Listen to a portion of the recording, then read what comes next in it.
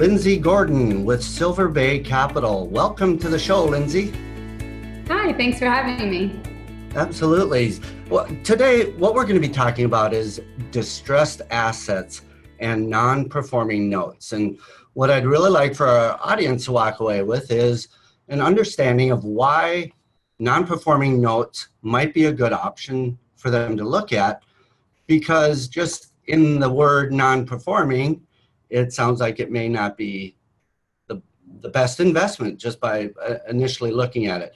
But you and I both know that there's a lot of potential in non-performing notes. So maybe before we get into the details of that, you've been investing in real estate for maybe 8-9 years now, and investing in stocks and bonds, all kinds of different things. And more recently, I think was it 2015 when you started investing in non-performing notes. You're in Puerto Rico, you're doing deals there, you're doing deals around the country. What is it that got you interested in non-performing notes? I started investing in real estate about 10 years ago in the Philadelphia area. I was doing rental properties and flips, and I met someone who was investing in second mortgages, mainly non-performing second mortgages, and they were telling us the type of numbers they were getting with that, and I was comparing that with what I felt like I was getting with my rentals and the flips and all the work that I was putting into it. So we started transitioning into buying second mortgages because we saw the opportunity to scale there, to work virtually, and just to make a higher profit margin with hopefully less work was the idea. So that's why we switched over.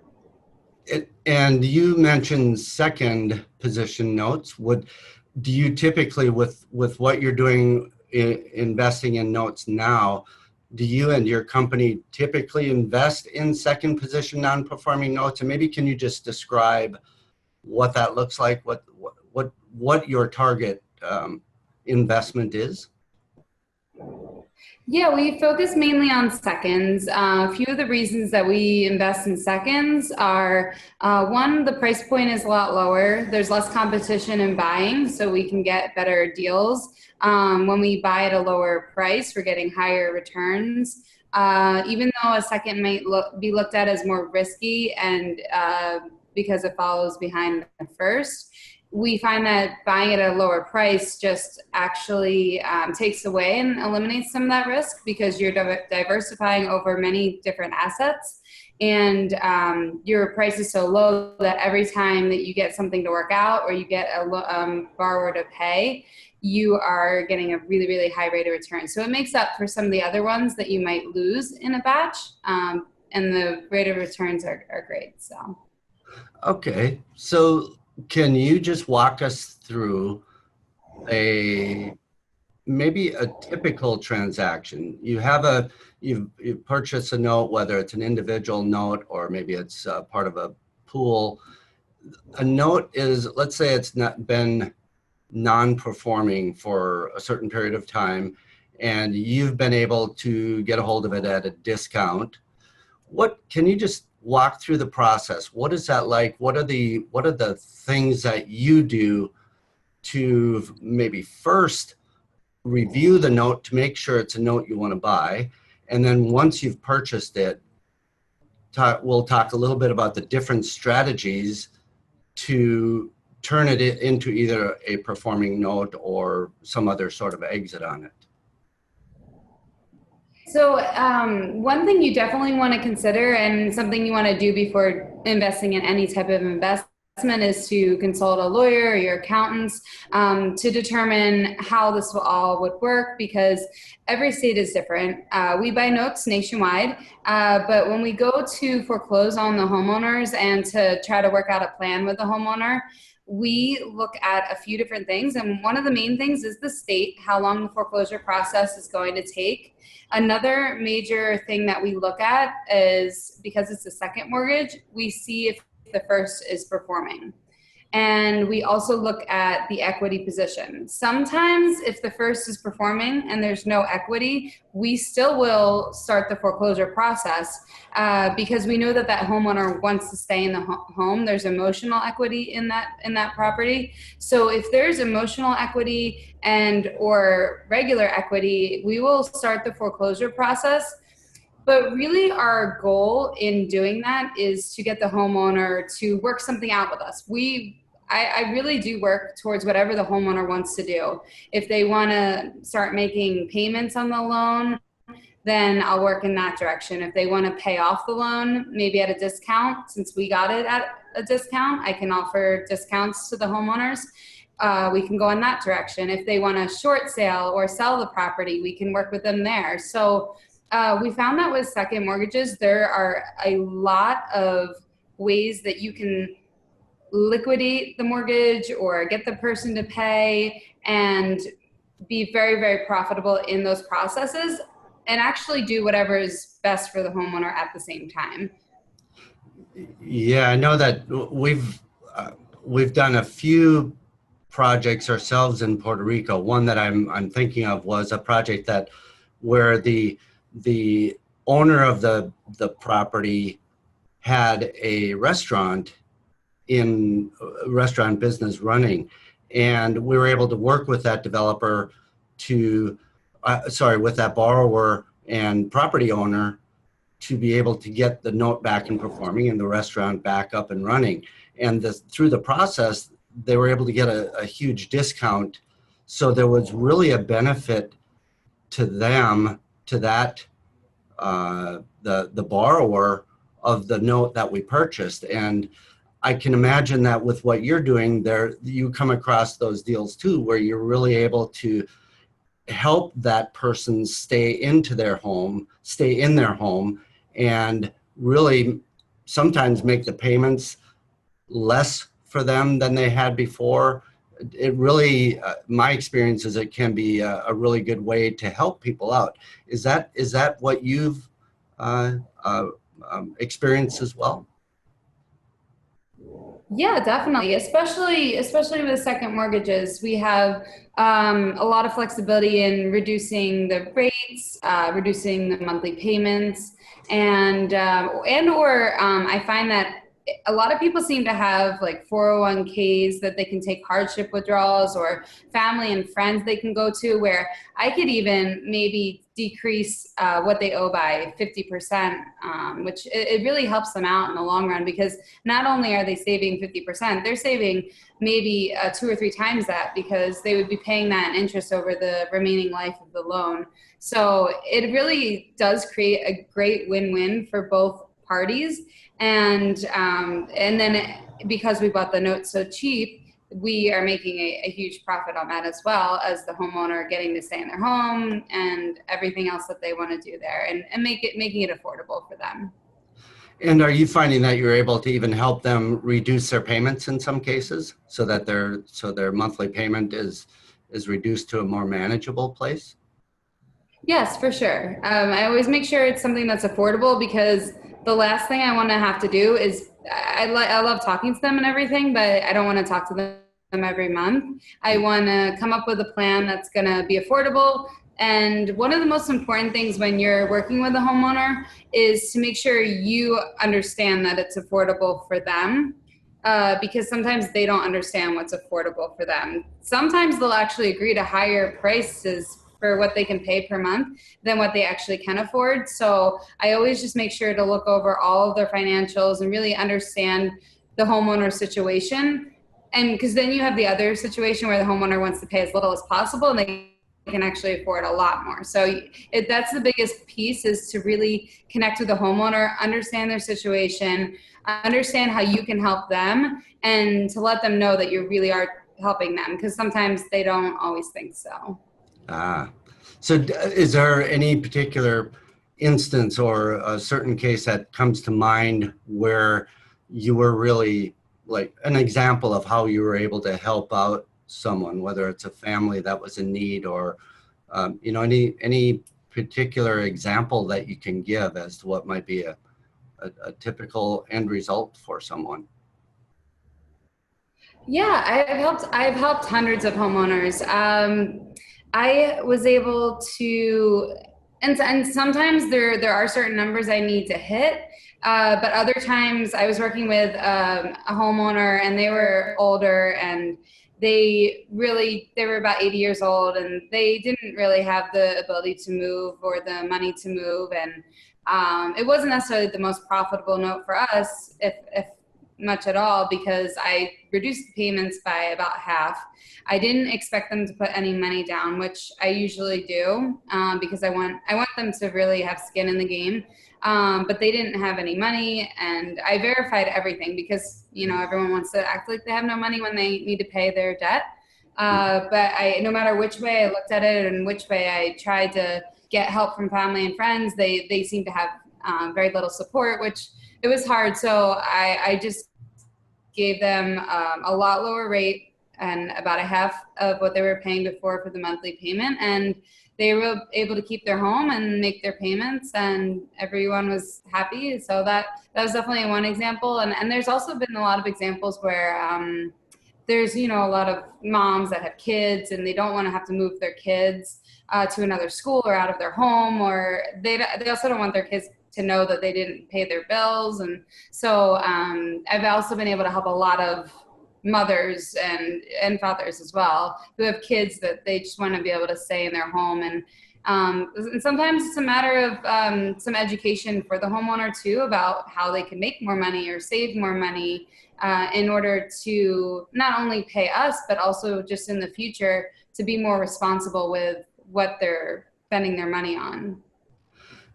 Okay, and so let's say a listener has some money that they're looking to invest, whether maybe it's private lending, maybe it's a fix and flip.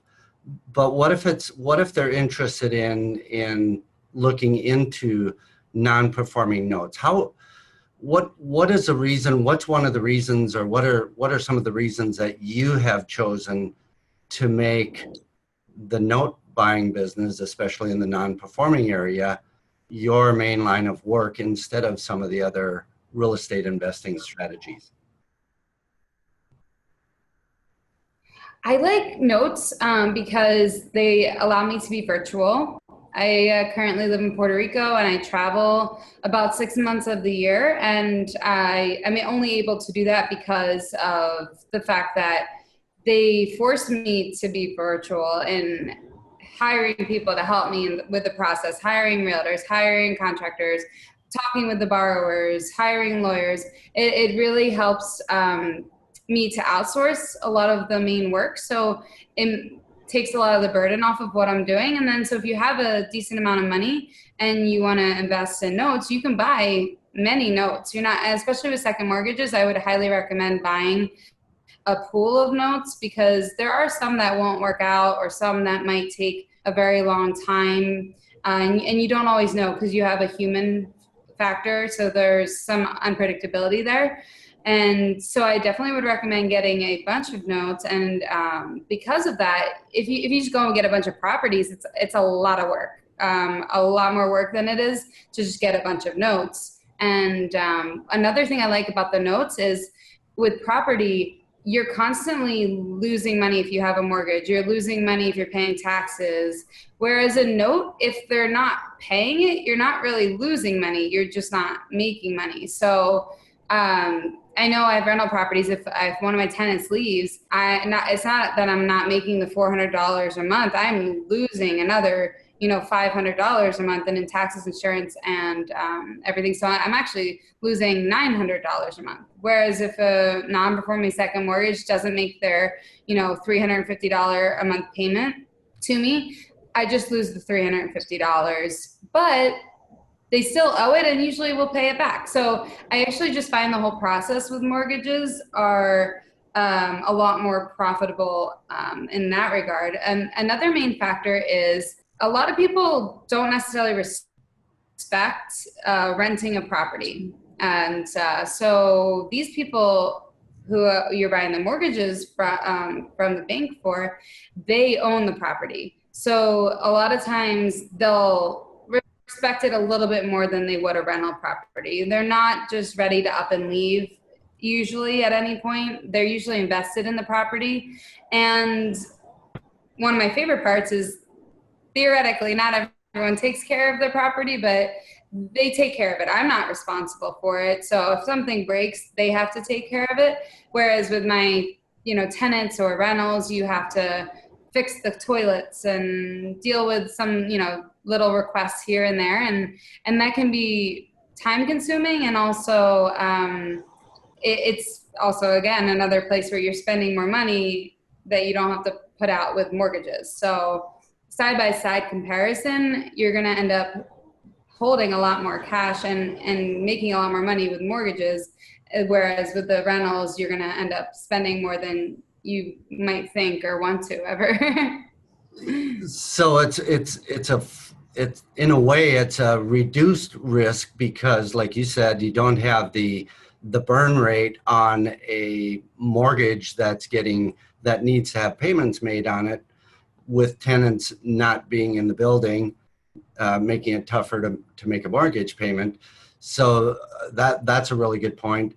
And then the idea that people will typically take care of a property that they own more so than a property that they're renting.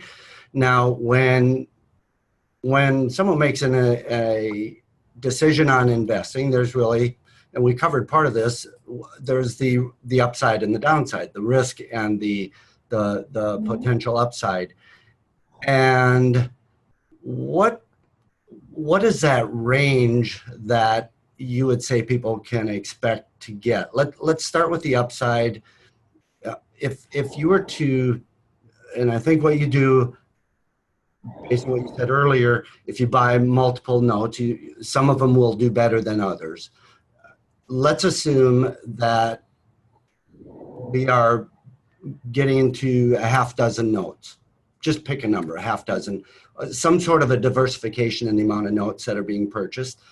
Is there any sort of a range of an upside that investors could expect? Is it a average of 6 or 8% return, or is it just really so dependent on how the negotiations are done, what the note is purchased? Is there any way to really sort of narrow down that range of reward and risk envelope? Yeah, so there's a few different things. I hire a licensed servicer to service the loans on behalf of my company, but I also handle the negotiations with the borrowers because I feel like that's the most important thing. So it's hard to say my negotiations. I might make 100% or 1,000% on a note in a year that I can get performing. If I can get them to satisfy, yeah, you're making over 1,000% on what you invested for that one note.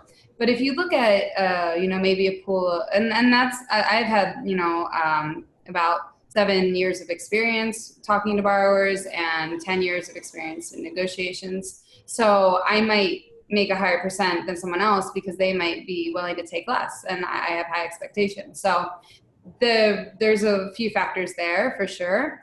The other factor would be you might make 1,000% on one note, and then if you like I said, you might buy 10 notes, and you might make 1,000% on one note, but then the other ones you might just get them to do a modification. So you might say, let's say like 1 out of 10 you can get them to satisfy. Maybe another 3 out of the 10 you get them to make monthly payments. Maybe like another 2 out of the 10 you can get them to do a short sale or sell the property, and or maybe like another one where you take back in foreclosure. And then you might have a few that you start to foreclose, you decide not to because of the equity situation, the homeowner's position and wanting to stay in the property. They might file bankruptcy and try to strip the lien, which is possible. So there's a few that they might not work out. You might lose completely, or they might work out later. So given that like range, it all averages out to be a very high rate of return. But you just have to be okay with buying 10 and having a few that don't work out, but the ones that do work out by far make up for the couple that don't. Okay, and you just mentioned strip the liens. Can you explain what you mean by stripping the lien? So if a person can file Chapter 13 bankruptcy, and in the Chapter 13, if they can determine and prove that there is no equity in the property, then they can strip the lien in bankruptcy, meaning that if they complete usually it's a 5-year plan. If they complete the 5-year plan and make all of their payments and they do everything they're supposed to do and they get discharged from bankruptcy, then your lien will be voided out and it's worth nothing. You can't do anything else with it. You can't collect on it in any other way. So you have to consider there also is the possibility they don't complete the plan. There's the possibility that they say they're going to strip the lien, but you can fight that and object to that by hiring bankruptcy lawyers to object to the plan. And you might actually be able to get them to make monthly payments through the plan, which is great because they really want to hold their plan. And so they'll actually make the payments. So that could be a good result. Or they can strip the lien and you just have to wait and see that they complete the plan. Got it. Now, you mentioned earlier the possibility of up to 1,000% return on money. So the very first thing that probably crosses people's mind is how is that even possible to think that could happen? So there are two things that I look at it as far as what comes into play. One is obviously the discount that the note is purchased, but there's also the leverage between the amount of money put in and the potential return, as well as the leverage of time. Can you explain, I mean, how would you explain that so that to really understand, so that our listeners can kind of get a feel for how it could be as high as that sort of percentage, 1,000%? So, a couple of things. Maybe one of the downsides of notes is that it's a very cash intensive business. So we typically utilize our own cash to purchase the loans. Whereas if you're buying properties, you can leverage that with a bank. There is also the possibility of having like private lenders work with you so that they lend you the money as well. But usually we just look at it like as more of like a cash purchase, and we look at the return based on that. And so if you buy a loan at a discount of 20% of what they owe, and then you could actually, and if they have equity above and beyond the second mortgage and you end up taking the property back because the person doesn't want to pay, you can, and then you take the property back in foreclosure, you become the owner of the property. And from there, you can go and sell the property. So you could even theoretically sell the property for not only more than they owed on the unpaid balance, which is what you're buying based off of. They have a payoff amount of interest and late fees and legal fees. And you can recoup all of that money. And then in addition, you could even make more theoretically. So if you're buying based on the unpaid principal balance, but they have all these other amounts that they owe, you can actually recoup even more capital back, and in a very short period of time as well. So that's why the high percentage return. You could do, in some states, you can do all that in 6 months, would probably be the quickest. Okay, and what would you say is one or two of the biggest risks that investors might run into if they're looking at doing non-performing notes? And how would you suggest mitigating or eliminating some of those risks?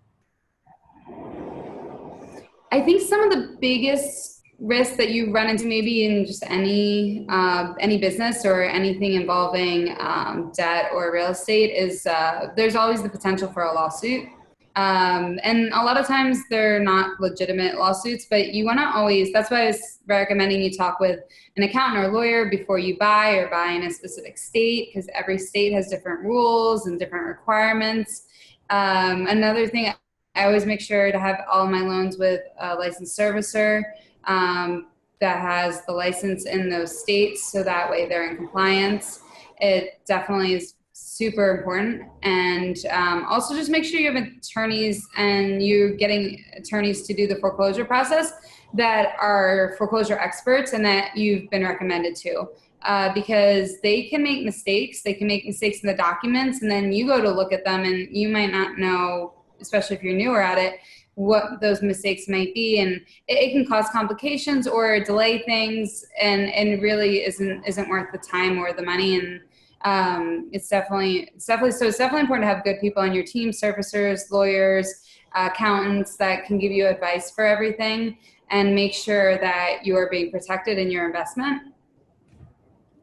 Okay, and one of the ways that investors can get involved in most any sort of real estate investing is to team up with somebody who already has the experience in whatever that real estate investment strategy is. In the case of performing or non-performing notes,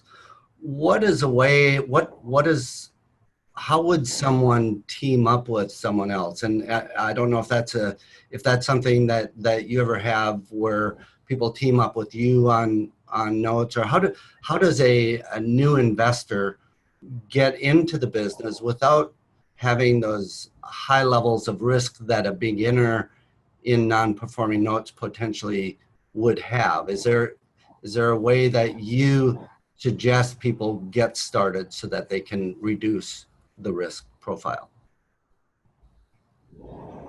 Yeah, definitely. There's a couple of different things you can do. If you're buying a couple notes and you're not familiar with the process of working them out, I definitely have some contacts. So at the end of this presentation, you can find out ways to contact me, and then you can contact me. I have contacts that they actually specifically work on helping people with a few notes or 10 notes that want to work them out but don't know how, or maybe don't have the time. If you have cash and you want to make a high return on your investment, you can partner in a sense with this person who offers services to work out the notes.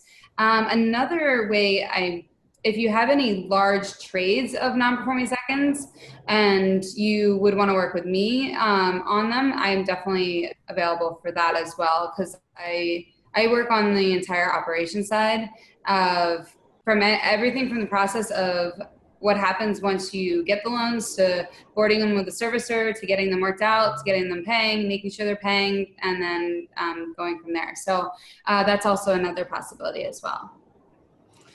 And let's say that an investor has, I don't know, pick a number, $50,000 that they wanted to test or do or do a trial on whether note investing is for them. What non-performing notes, how many notes would could potentially $50,000 get? Or what amount of money would it take to get started, to have enough to get started without jumping in too deep? Any advice?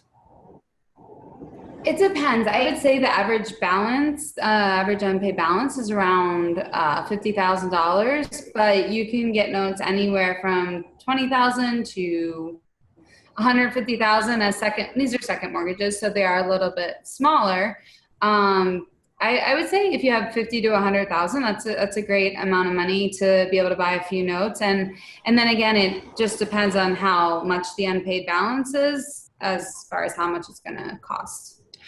And what state. There's other factors too. So is there a range, an average range that a discounted note might go for based on unpaid balance?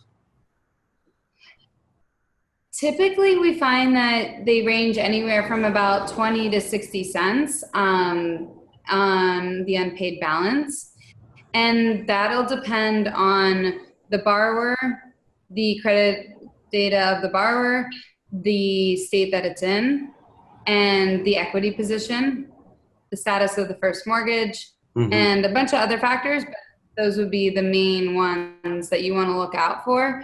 And based on those, that'll determine how much the note might cost for you to purchase. And maybe if you're buying more than one note, you might be able to get discounts there. So if you're able to buy more, that could be beneficial as well.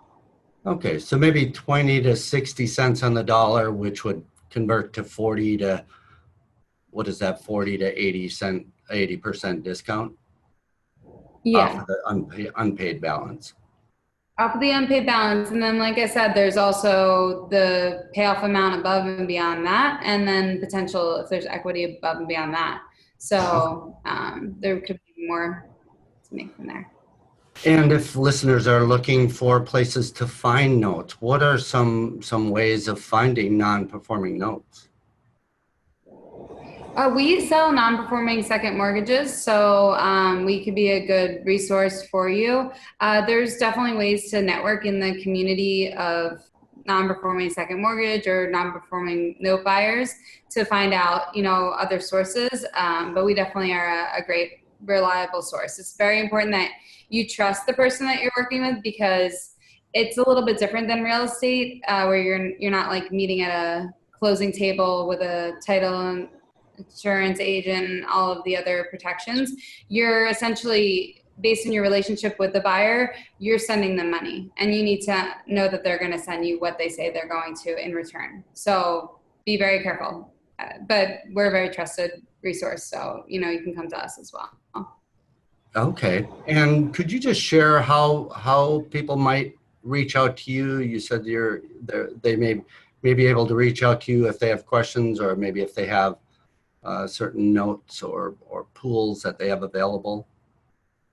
Yeah, if you have any questions, want to buy non-performing notes, if you have any large pools that you've come across, maybe direct from like a bank or a financial institution, and maybe you don't have all the capital to purchase it, or you need help with it in any way, I can definitely assist you with that. It's easiest to contact me on facebook.com/Lindsay, LINDSAY, Gordon, GORDON. And you can friend me, send me a message, let me know what it is that I can help you with. And then from there, we can establish a relationship.